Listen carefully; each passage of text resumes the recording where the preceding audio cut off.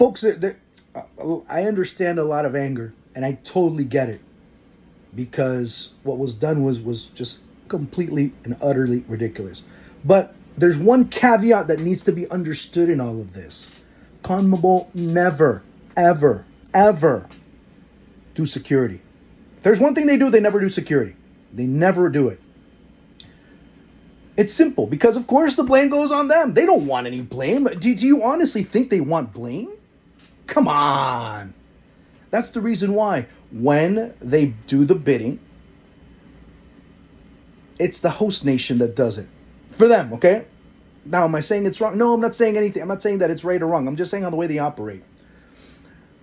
They know that it's the host nation that has to do that. And they recommend, these are certain guidelines we want done. These are the things that we need to have, A, B, C, D, E, F. But they do not offer that, because then that means that they would have to put money into it. God forbid they have to put money into that, into something so unimportant. It doesn't matter. I mean, God, that's going to dig into our profits, folks.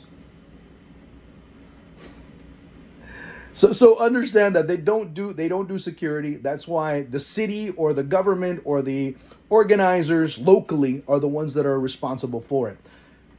Why do you think? Well, and there's been many disasters.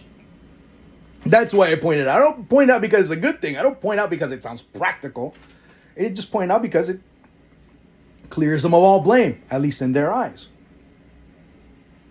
2018, as I mentioned before, Boca going into the stadium, their bus ends up being attacked, just pelted with rocks, tear gas inside of the bus, etc., etc. What ends up happening? Well, the game goes to Madrid. Great solution, huh? Economically, it is. Keep in mind, there wasn't a coincidence. Just hours after it was announced that they were in Madrid, all of a sudden, all these travel agencies had packages ready to go for fans to go to Madrid.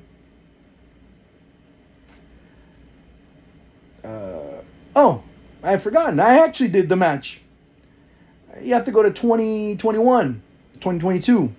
Forgive me about the date, but it was a match between America and Santa Fe in Barranquilla, because the match was originally going to be played in Cali, if I recall correctly, but then it couldn't be played in Cali because there were national protests going on.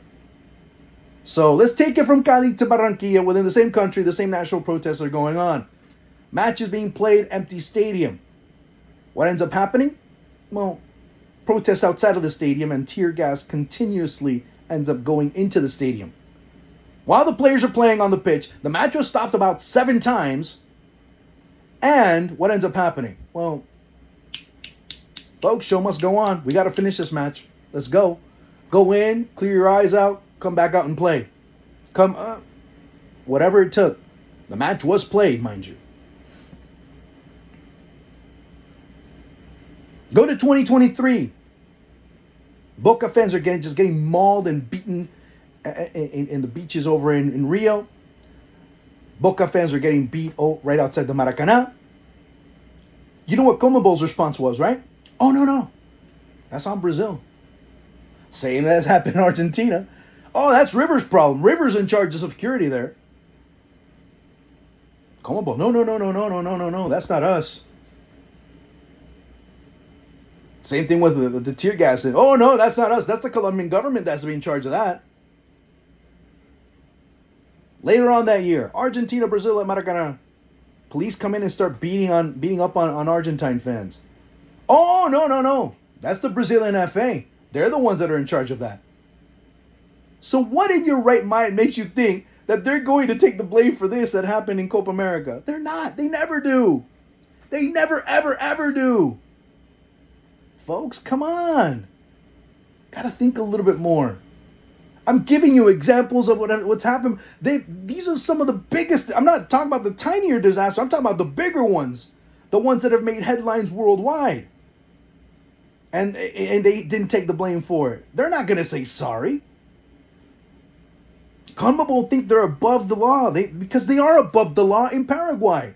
They're above the law in South America. Start learning who the allies are here. In South America, I'm talking about. Now, North America, that's a different issue. But understand why there's this holier than thou, greater, above the law type of attitude, because they are, or at least they think they are. And it's not me talking, because I know there'll be people that say that I'm bitter, that I'm upset, that I'm angry, that I'm this, that I'm that I'm anti against everything, that I'm pissed off about life. Sure, okay, you go on and think that. But I'm just giving you facts, folks.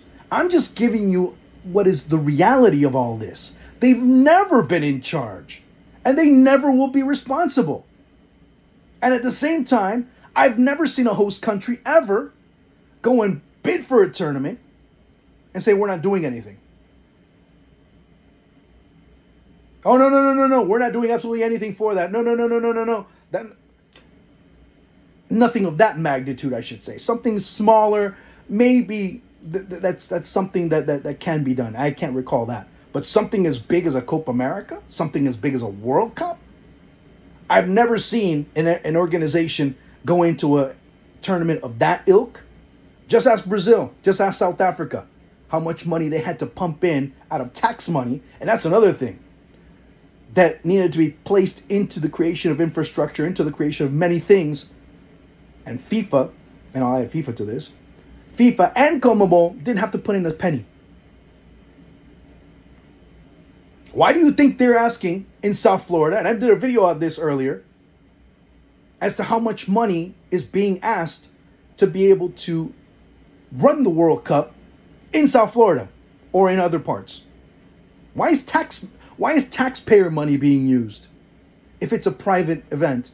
If it's an event that, well, if it's FIFA or if it's CONMEBOL that are coming in, why are they not using their money? Why are they using our tax money to do it?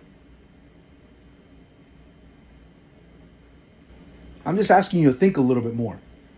Not because I'm defending anybody, because I just don't want narratives to end up being mixed up, and you don't look at it for what it actually is. Because I know the politicians have already come out and said, that's not us. But as soon as the tax money is needed, they come at you, and they don't think twice about it, and they don't think twice about spending your money on other people's events. So start getting that straightened out, because that's what's going to happen in the World Cup in 2026.